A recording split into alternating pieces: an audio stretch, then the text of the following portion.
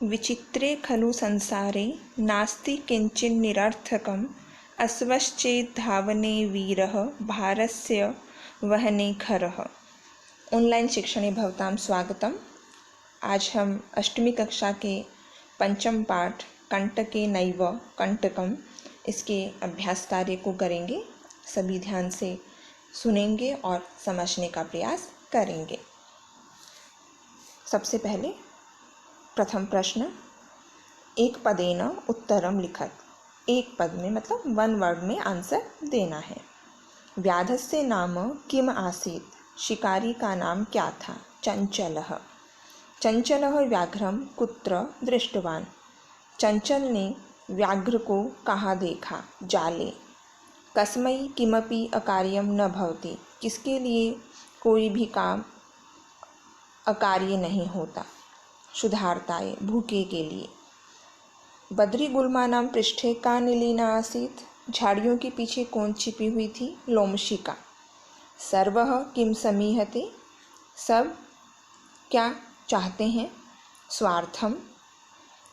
निसहायो व्याघ्रः किम अयाचत, निसहाय व्याघ्र ने क्या मांगा? प्राण भिक्षाम। पूर्ण वाक्येन उत्तरत, पूरे वाक्य में उत्तर देना है। चंचलेन वने किम कृतम, चंचल के द्वारा वन में क्या किया गया? चंचलेन वने जालम विस्तारितम, चंचल के द्वारा जंगल में जाल फैलाया गया।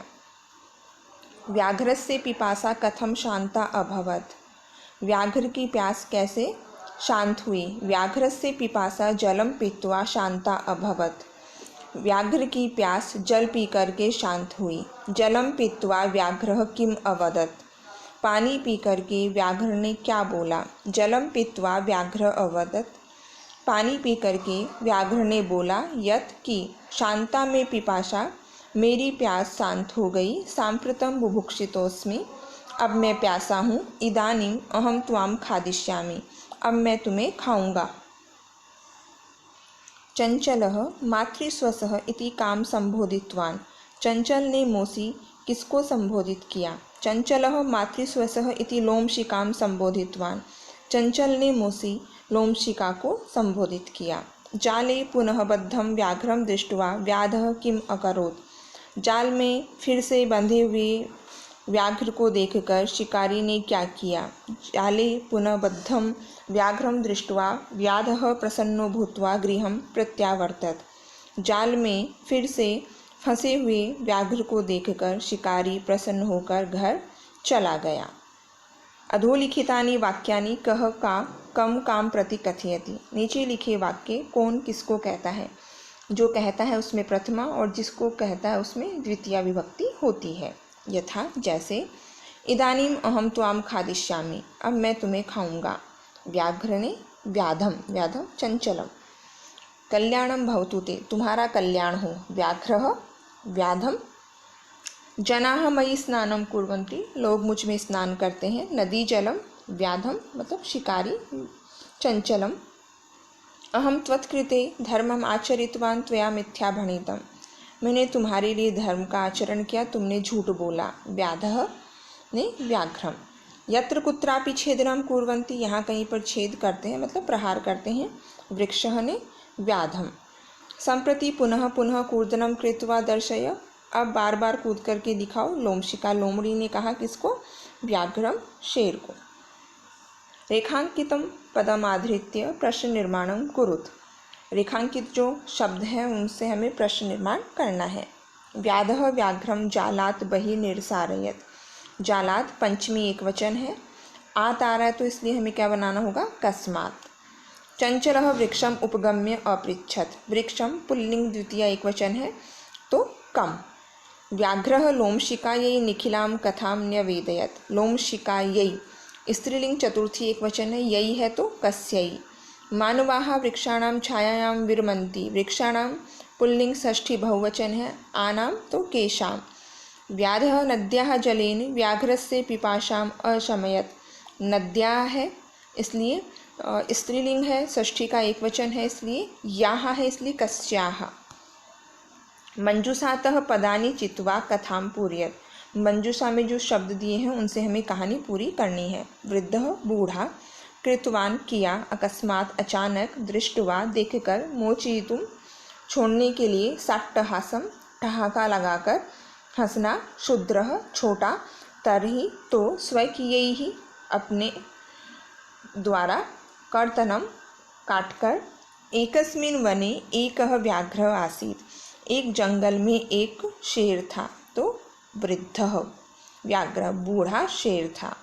सः एकदा व्याधीन विस्तारिते जाले बद्ध अभवत्, वह एक बार शिकारी के द्वारा बिछाए गए जाल में फंस गया। सः बहुप्रयासं कृतवान, उसने बहुत प्रयास किया, किंतु जालात् मुक्तः नाभवत्, लेकिन जाल से मुक्त नहीं हुआ। अकस्मात् अचानक, तत्र एकः मूषकः समागच्छत्, वहाँ एक चूहा आया। बद्धं व्याघ्रं दृष्ट्वा, फंसे हुए शेर को देखकर, सह तम अवदत्, उसने, किसने, मूषक ने, चूहे ने शेर को बोला, अहो अरे, भवान जाले बद्धः, आप जाल में फंस गए। अहम त्वां मोचयितुम इच्छामि, मैं आप तुमको छुड़ाना चाहता हूँ।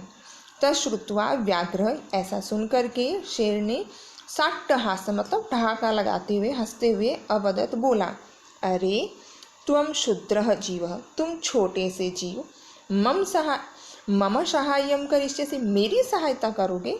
यदि त्वं मां मोचिष्यसि, यदि तुम मुझे मुक्त कर दोगे, तर्हि तो अहम त्वां न हनिष्यामि, मैं तुमको नहीं मारूंगा।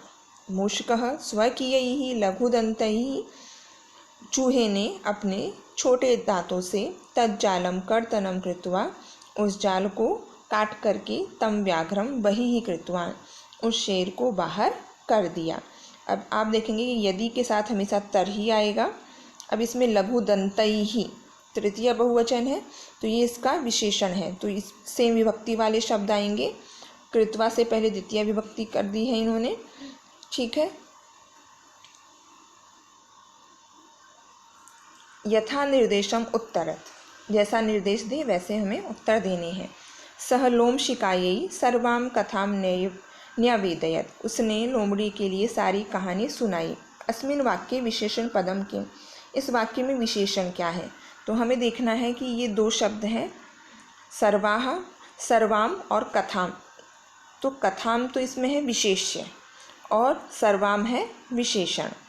अहम त्वत्कृते धर्मम आचरितवान, मैंने तुम्हारे लिए धर्म का आचरण किया। अत्र अहम इति सर्वनाम पदम कस्मै प्रयुक्तम, ये जो अहम सर्वनाम शब्द है किसके लिए आया है, तो ये चंचल ने कहा था, तो चंचलाय।